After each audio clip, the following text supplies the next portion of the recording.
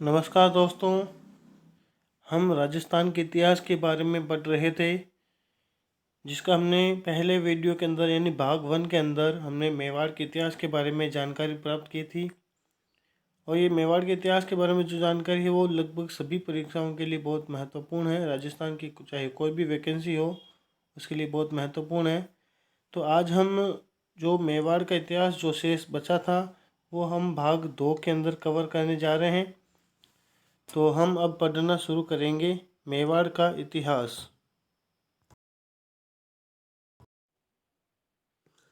अब हम रायमल के बारे में पढ़ेंगे। रायमल का जो शासनकाल है वो 1473 से 1509 ईस्वी तक है, ये अपने को याद रखना है। रायमल का जो कार्यकाल 1473 से 1509 तक था। इन्होंने एक लिंग मंदिर का निर्माण यानी इसका स्वरूप बनाया था। वर्तमान जो स्वरूप है एक लिंग जी का वो किसने बनवाया था? रायमल जी ने बनवाया था। रानी श्रृंगार कंवर ने गोसुंडी में बावड़ी का निर्माण कराया था। इनकी एक रानी है जिसका नाम है श्रृंगार कंवर। उसने गोसुंडी नामक स्थान पर एक बावड़ी का निर्माण इसने करवाया था।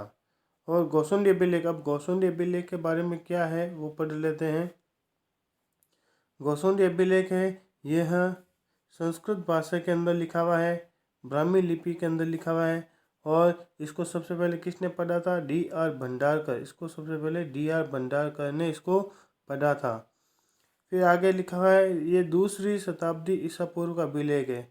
यह जो अभिलेख है कौन सी शताब्दी का है? 2री शताब्दी ईसा पूर्व का अभिलेख है। राजस्थान में वैष्णव धर्म की जानकारी देने वाला सबसे प्राचीन अभिलेख है। गोसुंडी अभिलेख में अपने को किस धर्म की जानकारी प्राप्त होती है? तो वह है वैष्णव धर्म की जानकारी हमें प्राप्त होती है। तो भागवत धर्म, वैष्णव धर्म भागवत धर्म से संबंधित है और यह संस्कृत भाषा में ज़्यादा लिखा गया है। फिर आगे हम बात करते हैं पृथ्वीराज के बारे में। अब पृथ्वीराज कौन था? पृथ्वीराज रायमल का सबसे बड़ा बेटा था। पृथ्वीराज कौन था? रायमल का सबसे बड़ा बेटा था। इसको उड़ना राजकुमार भी कहा जाता है। इसको क्या उपाधि दी गई थी? उड़ना राजकुमार कहा जाता है। अपनी रानी तारा के नाम पर अजमेर किले का नाम बदलकर तारागढ़ कर दिया। मतलब पृथ्वीराज की रानी का नाम था तारा। तो पृथ्वीराज ने अपनी पत्नी के नाम पर अजमेर का जो किला है उसका नाम बदल के क्या कर दिया? इसने तारागढ़ नाम रख दिया। तो ध्यान रखना है पृथ्वीराज ने अजमेर के किले का नाम बदल कर तारागढ़ कर दिया है। क्यों किया? क्योंकि उसकी पत्नी का नाम भी क्या था? तारा। कुंभलगढ़ के किले में पृथ्वीराज की 12 खंभों की छतरी बनी हुई है। पृथ्वीराज की 12 खंभों की छतरी कहाँ पर बनी हुई है? कुंभलगढ़ के अंदर बनी हुई है, ये अपने को याद रखना है। अब देखो जयमल के बारे में बात कर लेते हैं। यह सोलंकियों के खिलाफ लड़ता हुआ मारा गया था। जयमल इस मतलब सोलंकियों के साथ इसने युद्ध किया था। तो युद्ध करते करते ये मारा गया था। आगे है संग्राम सिंह। संग्राम सिंह यानी राणा सांगा भी इसको कहते हैं। इसका जो कार्यकाल है वो 1509 से 1528 तक था। इसका जो शासनकाल है 1509 से 1528 तक रहा था। राणा सांगा यानी राणा संग्राम सिंह, दोनों एक ही नाम है। तो यह इसके बारे में जानकारी लेते हैं। यह रायमल का पुत्र था। यह कौन था? यह रायमल का पुत्र था। तो यह रायमल का पुत्र था। अपने भाइयों के साथ विवाद होने के कारण श्रीनगर, अजमेर के अंदर श्रीनगर है, वहाँ के करमचंद पवार के पास इन्होंने शरण ली थी। मतलब जब राणा रायमल मर गए थे तो उत्तराधिकार के लिए इनके बेटों के मध्य युद्ध हुआ था, मतलब विवाद उत्पन्न हो गया था। तो सभी भाई मिलकर राणा सांगा को मारना चाहते थे। तो राणा सांगा अपना बचाव करने के लिए अजमेर के श्रीनगर नामक स्थान पर पहुंच गए और वहां करमचंद पवार ने उनके पास इन्होंने शरण ली थी। तो रायमल की मृत्यु के बाद, रायमल राजा था, तो रायमल की जब मृत्यु हो गई थी तो उसके बाद मेवाड़ का शासक कौन बना? सांगा बन गया। तो सांगा ने देखो 2 युद्ध लड़े थे, 2 तो क्या काफ़ी युद्ध लड़े थे, लेकिन इब्राहिम लोदी के साथ इसने 2 युद्ध लड़े थे। तो इब्राहिम लोदी जो कि दिल्ली का सुल्तान था, सबसे पहला युद्ध इसका हुआ था खातौली का युद्ध, जो कि खातौली किस जिले में है? कोटा में है। खातौली नामक स्थान कोटा जिले में है। 1517 में इनके बीच में युद्ध हुआ था। और उसके बाद बांडी में और युद्ध हुआ था 1518 के ईस्वी के अंदर। बांडी किस जिले में है? धौलपुर जिले में है। और इन दोनों में सांगा की जीत हो गई थी। इसके बाद युद्ध हुआ था महमूद खिलजी, जो कि मालवा का शासक था। महमूद खिलजी द्वितीय और राणा सांगा के बीच युद्ध हुआ था। अब ये युद्ध कहाँ हुआ था? झालावाड़ में गागरोन नामक स्थान पर हुआ था 1519 के अंदर। तो इन तीनों युद्धों के अंदर महाराणा सांगा की जीत हुई थी। तो गागरोन का किला, मतलब जो झालावाड़ में गागरोन है, गागरोन का किला उस समय चंदेरी के एक शासक है मेदिनी राय, इसके पास था। चंदेरी के शासक कौन थे? मेदिनी राय। उनके पास गागरोन का किला था। ये अपने को याद रखना है। अब देखो ईडर रियासत जो कि गुजरात के अंदर है, ईडर रियासत गुजरात के अंदर है। तो भारमल और रायमल, भारमल किसका सेनापति था? मुजफ्फर शाह का था। भारमल किसका सेनापति था?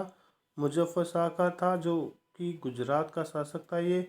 और रायमल सेनापति किसका था? सांगा का था। और सांगा मेवाड़ का शासक था। अब देखो बयाना का युद्ध हुआ था। बयाना का युद्ध हुआ था 16 फरवरी 1527 को, अपने को याद रखना है, इम्पोर्टेंट है। बयाना का युद्ध 16 फरवरी 1527 को हुआ था। बाबर और सांगा के बीच में हुआ था, जिसमें सांगा की जीत हुई थी। सांगा जीत गया था। इस समय किले का रक्षक मेहंदी ख्वाजा था। अब मेहंदी ख्वाजा बाबर का था। ये मेहंदी ख्वाजा बाबर की सेना का सदस्य था। तो ये किले का रक्षक था उस समय। तो बाबर ने मोहम्मद सुल्तान मिर्जा के नेतृत्व में सेना भेजी थी। बाबर खुद युद्ध करने के लिए नहीं गया था, बल्कि उसका सेनापति कौन था? मोहम्मद सुल्तान मिर्जा। मोहम्मद सुल्तान मिर्जा के नेतृत्व में उसने सेना भेजी थी। अब बात करते हैं खानवा के युद्ध के बारे में। खानवा का युद्ध हुआ था 17 मार्च 1527 को। खानवा का युद्ध हुआ था 17 मार्च 1527 को। वीर विनोद, मतलब श्यामल दास की एक पुस्तक है, उसका नाम है वीर विनोद। वीर विनोद किसकी पुस्तक है? श्यामल दास की है। इसके अनुसार खानवा का युद्ध 16 मार्च को हुआ था। ठीक है ना। अब ये दोनों तारीख अपने को याद रखनी है। 16 मार्च ये श्यामल दास की वीर विनोद के अनुसार है, और इतिहास के हिसाब से 17 मार्च 1527 है।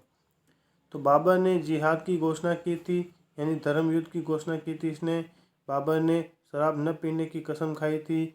बाबर ने मुस्लिम व्यापारियों से तमगा कर वो हटा दिया था इसने। और सांगा ने राजस्थान के सभी राजाओं को पत्र लिखकर युद्ध में सहायता के लिए बुलाया था। इस प्रथा को पाती पर्वन प्रथा कहा जाता है। इस प्रथा को क्या कहते हैं? पाती पर्वन प्रथा कहा जाता है। और देखो सांगा ने सबको बुलाया था, तो कहाँ से कौन कौन आया ये भी देख लेते हैं। आमेर से आए थे पृथ्वीराज। आमेर से कौन आए थे? पृथ्वीराज आए थे।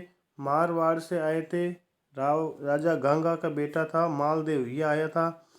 और बीकानेर के आए थे राव जेठ सिंह का पुत्र कल्याणमल आए थे। और मेड़ता से आए थे वीरमदेव। मेड़ता से कौन आए थे? वीरमदेव। और चंदेरी से आए थे मेदिनी राय। और सलुम्बर से आए थे रतन सिंह चूड़ावत। सलुम्बर से कौन आए थे? रतन सिंह चूड़ावत आए थे। और वागड़ से आए थे उदय सिंह। वागड़ से कौन आए थे? उदय सिंह। और देवलिया से आए थे वाघ सिंह। देवलिया से कौन आए थे? वाघ सिंह। और सादड़ी जो कि कहाँ है? चित्तौड़गढ़ के अंदर है। सादड़ी से कौन आए थे? जाला अज्जा आए थे। जाला अज्जा। और मेवात से आए थे हसन खां मेवाती। मेवात से कौन आए थे? हसन खां मेवाती आए थे। ईडर से आए थे भारमल। ईडर से कौन आए थे? भारमल आए थे। और इब्राहिम लोदी का छोटा भाई महमूद लोदी भी आया था। इब्राहिम लोदी का छोटा भाई महमूद लोदी भी सांगा के साथ युद्ध में लड़ने के लिए आया था। तो युद्ध शुरू हो गया था, और सांगा युद्ध में घायल हो गया। और सादड़ी के जो जाला अज्जा थे, उन्होंने युद्ध का नेतृत्व संभाला था। यानी इन्होंने सांगा का मुकुट अपने सिर पर धारण करके इन्होंने ये सेनापति बन गए और युद्ध पूरा संभाल लिया था इन्होंने। और बाबर इस युद्ध को जीत गया था तथा उसने इस युद्ध को जीतने के बाद गाजी की उपाधि धारण की थी। उसके बाद देखो बसवा। बसवा किस स्थान पर है? ये दौसा जिले में है बसवा स्थान। अब ये क्यों फेमस है? क्योंकि यहाँ पर राणा सांगा का इलाज किया गया था। राणा सांगा बहुत घायल हो गए थे युद्ध में, तो उनको यहाँ दौसा के बसवा नामक स्थान पर लाए थे और यहाँ पे इनका इलाज किया गया था। और देखो मध्य प्रदेश के अंदर इरिच है। इरिच क्यों फेमस है? यहाँ पर सांगा को जहर देकर मार दिया गया था। मतलब सांगा है ना युद्ध हार गया था, उसको बहुत नुकसान भी हुआ था, फिर भी उसने वापस युद्ध करने के लिए अपनी सेना को तैयार करने की कोशिश की, लेकिन सांगा के सेनापति युद्ध करने के लिए तैयार नहीं थे। लेकिन वो जिद्दी होने की वजह से जिद कर रहा था लड़ने के लिए, तो सांगा के ही सेनापतियों ने, उनके सरदारों ने सांगा को मध्य प्रदेश के इरिच नामक स्थान पर उनको जहर दे दिया था।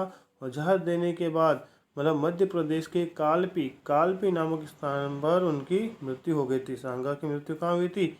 मध्य प्रदेश के कालपी नामक स्थान पर हुई थी। और राणा सांगा की छतरी कहाँ पे बनी हुई है? ये भीलवाड़ा के मांडलगढ़ में बनी हुई है। कहाँ पे बनी हुई है? भीलवाड़ा के मांडलगढ़ में बनी हुई है। अब देखो खानवा का युद्ध क्यों हुआ था, क्या कारण था, तो इसके कारण देख लेते हैं। बाबर ने सांगा पर वचन भंग करने का आरोप लगाया था। बाबर ने सांगा पर क्या आरोप लगाया था? वचन भंग करने का आरोप लगाया था। और दोनों की महत्वाकांक्षाएं बहुत प्रबल थी, इसलिए महत्वाकांक्षाओं का टकराव हो गया था। राजपूत और अफगान मैत्री, मतलब राजपूतों ने अफगानों के साथ मित्रता कर ली थी, इस वजह से भी बाबर नाराज हो गया था। मतलब राजपूतों ने मतलब हसन खां मेवाती और महमूद लोदी के साथ मित्रता कर ली थी, इस वजह से वो बाबर इनसे नाराज हो गया था। तो सांगा ने सल्तनत के क्षेत्रों पर अधिकार कर लिया था। सांगा मतलब सल्तनत, मतलब जहाँ पे बाबर का शासन था उन स्थानों पर सांगा ने अधिकार कर लिया था, इस वजह से भी युद्ध हुआ था। अब देखो सांगा हार क्यों गया था? सांगा इतना शक्तिशाली राजा था, फिर भी क्यों हार गया था? इसके कारण क्या थे? तो देखो सांगा की सेना में एकता नहीं थी, एकता का अभाव था इनके अंदर। और सांगा की सेना अलग अलग सेनापतियों के नेतृत्व में लड़ रही थी। सांगा के सभी मतलब जितने भी लोग आए थे सांगा की तरफ से लड़ने के लिए, वो सभी उनके सभी के सेनापति भी अलग अलग थे। और बाबर, सबसे बड़ी बात है ये, बाबर ने तोपों का उपयोग किया था। किसका उपयोग किया था इसने? बाबर ने तोपों का उपयोग किया था। और बाबर ने एक पद्धति काम में ली थी जिसको तुलुगमा पद्धति कहते हैं, वो इसने काम में ली थी। सांगा ने बाबर को बयाना के बाद युद्ध की तैयारी करने का मौका दे दिया था। 1 महीने तक सांगा ने वापस बाबर के ऊपर अटैक नहीं किया था, इस वजह से बाबर को वापस तैयारी करने का मौका दे दिया गया। सांगा स्वयं युद्ध के मैदान में उतर गया था। सबसे बड़ी प्रॉब्लम ये थी कि मतलब राजा अगर युद्ध लड़ता है तो राजा खुद कभी युद्ध मैदान में नहीं जाता है, बल्कि अपने सेनापतियों को भेजता है। लेकिन यहाँ पर सांगा खुद युद्ध के मैदान में उतर गया था। और मुगल सेना घोड़ों का प्रयोग करती थी, जबकि राजपूत हाथियों का प्रयोग करते थे। तो मुगल सेना घोड़ों का उपयोग करते थे, घोड़ा तो स्पीड से भागता था, और राजपूत वो हाथियों का उपयोग करते थे, हाथी तो धीमे धीमे चलता है, ये भी कारण था हारने का। और मुगल सेना के पास राजपूतों की तुलना में हल्के हथियार थे। मुगल सेना के पास राजपूतों के पास तो भारी भारी हथियार थे, मतलब उनको उठाने में भी ज़्यादा कष्ट होता था, समय लगता था। बल्कि मुगल सेना के पास बहुत हल्के हथियार थे, हाथों हाथ वो मतलब उठा लेते थे और वार कर देते थे। तो सांगा के साथ उसके साथियों ने विश्वासघात किया था। सबसे बड़ी प्रॉब्लम यही है कि सांगा के साथ उसके साथियों ने विश्वासघात किया था और बाबर से मिल गए थे। जैसे बाबर से कौन कौन मिल गए थे? जैसे रायसीन, एमपी का रायसीन है, इसका सलहदी पंवार और नागौर के खानजादे मुसलमान, ये सब है ना सांगा की तरफ से लड़ने आए थे, लेकिन ये युद्ध में बाबर के साथ मिल गए। सबसे बड़ी विश्वासघात इन्होंने किया था। तो ध्यान रखना, सलहदी पंवार कहाँ का? ये एमपी, रायसीना का एमपी से है। और खानजादे मुसलमान ये नागौर के हैं, जो कि सांगा के साथ विश्वासघात किया था इन्होंने। अब देखो खानवा युद्ध का महत्व क्या है, इसके क्या परिणाम निकले थे, इसके बारे में देख लेते हैं अपन।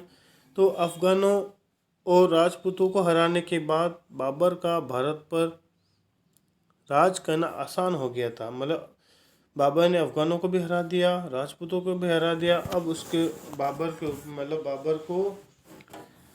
बाबर का भारत पर राज करना बहुत आसान हो गया था। और यह अंतिम युद्ध था जिसमें राजस्थान के राजाओं में एकता देखी गई थी। केवल सांगा के समय ही सभी राजा एक हुए थे, उसके बाद कभी एक नहीं हुए थे। और सांगा अंतिम राजपूत राजा था जिसने दिल्ली को चुनौती दी थी। सांगा ही एक ऐसा राजपूत राजा था जिसने दिल्ली सल्तनत को चुनौती दी थी। इसके बाद किसी की हिम्मत नहीं हुई कि वो दिल्ली कोई और आंख उठा के देख ले। तो सांगा के बाद बड़े हिंदू राजा नहीं रहे। सांगा जब मर गया था तो उसके बाद कोई बड़ा हिंदू राजा नहीं था, जिससे हिंदू संस्कृति को बहुत बड़ा नुकसान हुआ और राजपूतों की सामरिक कमजोरियां उजागर होने लगी। राजपूतों में क्या कमजोरियां थी, ये मुगलों को पता चलने लगी। और इस युद्ध के बाद मुगलों की राजपूतों के प्रति भविष्य की नीति निर्धारित हो गई थी। मतलब इस युद्ध के बाद मुगलों की जो राजपूतों के प्रति भविष्य की नीति क्या थी, वो निर्धारित हो गई थी। तथा अकबर ने युद्ध के स्थान पर मित्रता की नीति अपनाई। तो अकबर ने युद्ध की बजाय मित्रता अपनाई ली। और अब इसको क्या क्या उपाधि दी गई है, इसको राणा सांगा को हिंदूपत भी कहा जाता है। राणा सांगा को क्या कहते हैं, हिंदूपत भी कहा जाता है। सैनिकों का भगनावेश भी कहा जाता है। क्यों? क्योंकि इसके शरीर पे युद्ध में 80 घाव लगे थे। कितने घाव लगे थे? 80 घाव लगे थे। और बाबरनामा के अनुसार सांगा के अधीन 7 राजा थे, 9 राव थे और 104 सरदार थे। बाबरनामा में उल्लेख किया गया है सांगा के अधीन 7 राजा, मतलब 7 जगह से अलग अलग राजा आए थे, 9 उसके पास राव थे अलग अलग, और 104 सरदारों की सेना थी उसके पास। तो ये चीज़ बाबरनामा के अंदर लिखी हुई है। महमूद खिलजी द्वितीय को पकड़ने के कारण सांगा ने हरिदास चारण को 12 गांव दिए थे। मतलब महमूद खिलजी द्वितीय को सांगा पकड़ना चाहता था, इसलिए सांगा ने इनाम की घोषणा कर दी थी कि जो महमूद खिलजी सेकंड को पकड़वाएगा उसको मैं 12 गांव इनाम दूंगा। तो हरिदास चारण ने महमूद खिलजी द्वितीय को पकड़वा दिया था। तो सांगा ने खुश होकर उसको 12 गांव दिए थे। किसको दिए थे? हरिदास चारण को दिए थे। सांगा के बड़े बेटे भोजराज की शादी मीराबाई के साथ हुई थी। ये हम सबको मालूम है। राणा सांगा के बड़ा बेटा भोजराज था, उसकी शादी मीराबाई के साथ हुई थी, जिसका जन्म मेड़ता में हुआ था। सांगा के बाद रतन सिंह मेवाड़ का राजा बना था। मतलब सांगा की जब मृत्यु हो गई थी तो उसके बाद रतन सिंह है वो मेवाड़ का राजा बना था। और उसकी मृत्यु के बाद विक्रमादित्य को शासक बनाया गया। अब इसके बाद देखते हैं विक्रमादित्य के बारे में बात करते हैं। इसका शासनकाल बहुत कम था, 1531 से 1536 ईस्वी तक ही था इसका शासनकाल। इसकी माता का नाम था कर्मावती। इसकी माता का नाम क्या था? कर्मावती, जो इसकी संरक्षिका बनी थी, क्योंकि विक्रमादित्य की उम्र उस समय बहुत कम थी। 1533 में गुजरात का बहादुर शाह ने मेवाड़ पर आक्रमण कर दिया। 1533 में गुजरात का एक शासक था बहादुर शाह, उसने मेवाड़ पर आक्रमण कर दिया। तो रानी कर्मावती ने रणथंभौर का किला उसको दे दिया और उससे संधि कर ली। मतलब वो उसके ऊपर अटैक करने आ गया था, तो रानी कर्मावती ने उस बहादुर शाह को रणथंभौर का किला दे दिया, उसके साथ संधि कर ली। तो 1534 और 35 में बहादुर शाह ने वापस पुनः उस चित्तौड़ पर आक्रमण कर दिया था। इसने तो कर्मावती ने फिर हुमायूं को राखी भेजी थी, राखी भेजकर सहायता मांगी थी, लेकिन हुमायूं ने सहायता नहीं की थी। तो इस समय चित्तौड़ का दूसरा साका हुआ था। इसमें रानी कर्मावती ने जौहर कर लिया था और देवलिया के वाघ सिंह, नाम याद रखना है, देवलिया के कौन थे? वाघ सिंह। इनके नेतृत्व में केसरिया किया गया था, क्योंकि विक्रमादित्य तो छोटा था, युद्ध कर नहीं सकता था। तो देवलिया के कौन थे? वाघ सिंह थे। इनके नेतृत्व में केसरिया किया गया था। फिर इसके बाद बनवीर को चित्तौड़ का प्रशासक बनाया गया। बनवीर उड़ना राजकुमार पृथ्वीराज का दासी का बेटा था। बनवीर कौन था? उड़ना राजकुमार पृथ्वीराज, मतलब राणा सांगा का बेटा था। ये राणा सांगा का बेटा पृथ्वीराज था, जिसको उड़ना राजकुमार भी कहते हैं, उसकी एक दासी थी, दासी के साथ उसके संबंध थे, जिससे बनवीर पैदा हुआ। तो बनवीर उसका दासी का बेटा था। बनवीर ने विक्रमादित्य की हत्या कर दी थी। बनवीर ने क्या कर दिया था? विक्रमादित्य की इसने हत्या कर दी थी। बनवीर ने विक्रमादित्य को मार डाला था।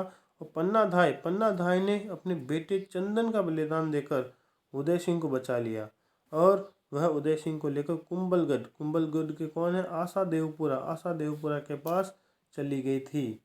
अब बात करते हैं हम उदय सिंह जी के बारे में। उदय सिंह जी का कार्यकाल शासनकाल 1537 से 1572 तक था। 1537 से कहाँ तक था? 1572 तक था। तो 1540 में मावली कहाँ है? उदयपुर के अंदर है। 1540 में मावली उदयपुर के युद्ध में बनवीर को हराकर शासक बना।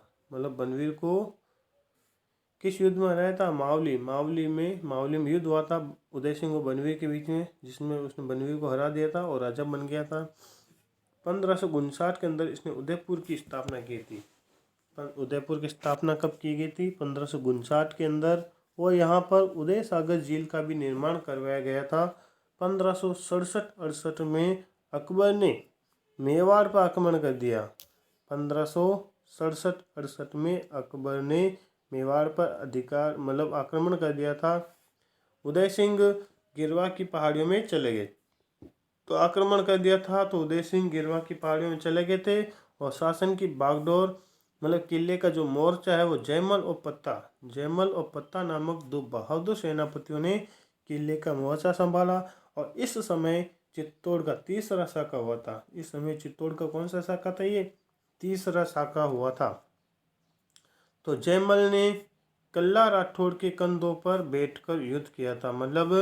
जयमल जी के पैर कट चुके थे और कल्ला जी राठौड़ का सिर कट गया था, लेकिन फिर भी इन दोनों ने हार नहीं मानी थी। जयमल जी कल्ला जी राठौड़ के कंधों पर बैठ गए थे और इन्होंने युद्ध में वीरतापूर्वक लड़ाई लड़ी थी। और कल्ला जी राठौड़ को 4 हाथों का देवता भी कहा जाता है। वेरी इंपॉर्टेंट चीज़ है। 4 हाथों का देवता किसे कहा जाता है? कल्ला जी राठौड़ को कहा जाता है। आगे हम बात करते हैं अकबर की एक बंदूक है, उसका नाम है संग्राम। ध्यान रखना, वेरी इंपॉर्टेंट है। अकबर की बंदूक का नाम है संग्राम। अकबर ने चित्तौड़ पर अधिकार कर लिया था। उसने 30,000 लोगों का कत्लेआम करवा दिया था। 30,000 लोगों का कत्लेआम करवा दिया था। अब देखो, पत्ता की पत्नी का नाम था जयमल और पत्ता थे ना, तो पत्ता की पत्नी का नाम था फूल कंवर। क्या नाम था? फूल कंवर। पत्ता की पत्नी का नाम था फूल कंवर। इसके नेतृत्व में जौहर किया गया। पत्ता की पत्नी के नेतृत्व में जौहर किया गया। अकबर जयमल और पत्ता की वीरता से बहुत प्रभावित हुआ और इन दोनों की मूर्तियां आगरा के किले में उसने लगवाई थी। जयमल पत्ता की वीरता से बहुत प्रभावित हुआ था और इन दोनों की मूर्तियां आगरा के किले में लगवाई थी। तो देखो, फ्रांसीसी यात्री था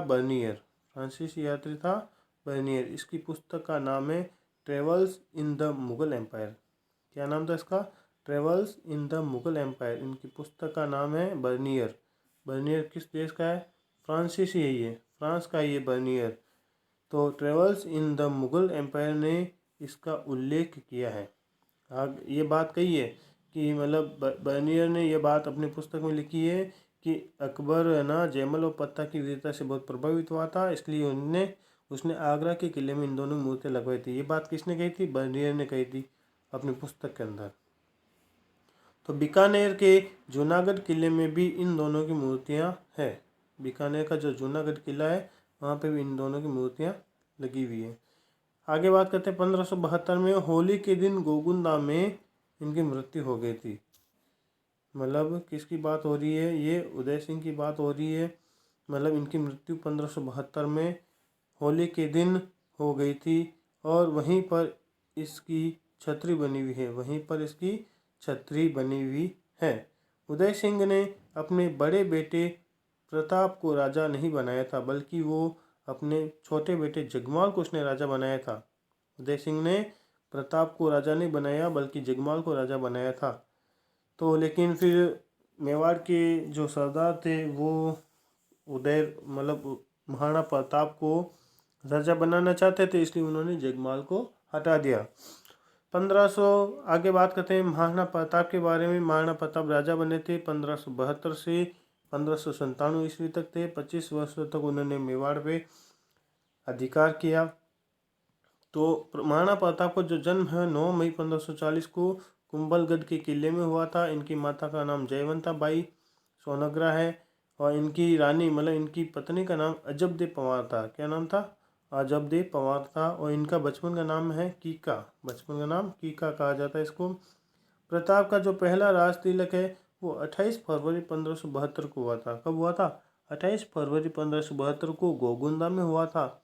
होली के दिन ही हुआ था। होली के दिन उदय सिंह जी मर गए थे, तो उस समय इनका राज्याभिषेक हुआ था। तो सलुम्बर के जो कृष्णदास चुड़ावत थे, सलुम्बर के कौन थे? कृष्णदास चुड़ावत ने प्रताप का राज तिलक किया था।